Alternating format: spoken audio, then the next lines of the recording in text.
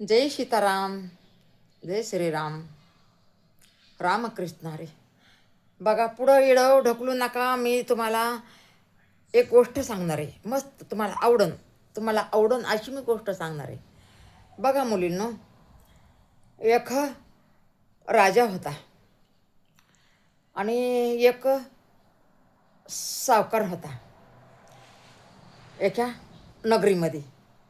आणि ते तिथं एक लई गरीब कुटुंब होतं. आणि त्यांची मुलगी लग्नाला आलेली होती. आता बघा, एवढे बिचारे गरीब असताना शाळा कशी शिकवायची,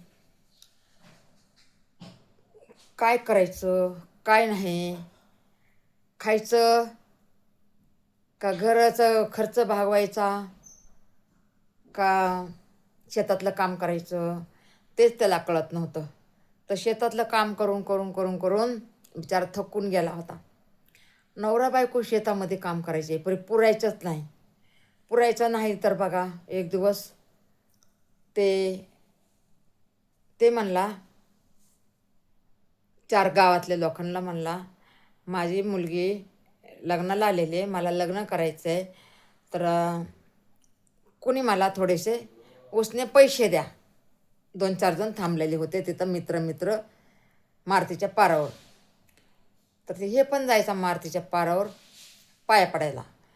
तर मग सगळे म्हणले, नाही नाही, आमच्याकडं नाही. तर मग सावकार म्हणला,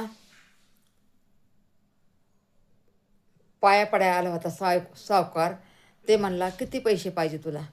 तर ते म्हणला, मला फक्त 40,000 पाहिजेत.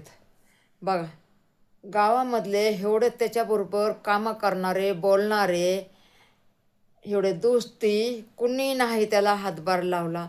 आणि ते सावकाराने त्याला 40,000 रुपये दिले. आणि सावकाराचा मुलगा सारखा बिमार पडायचा पहिला.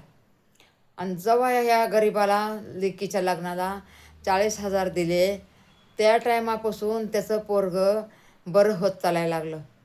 त्यांनी देव केले, धर्म केले, जोशी केले, वैद्य केले, काहीच फरक नाही पडला होता.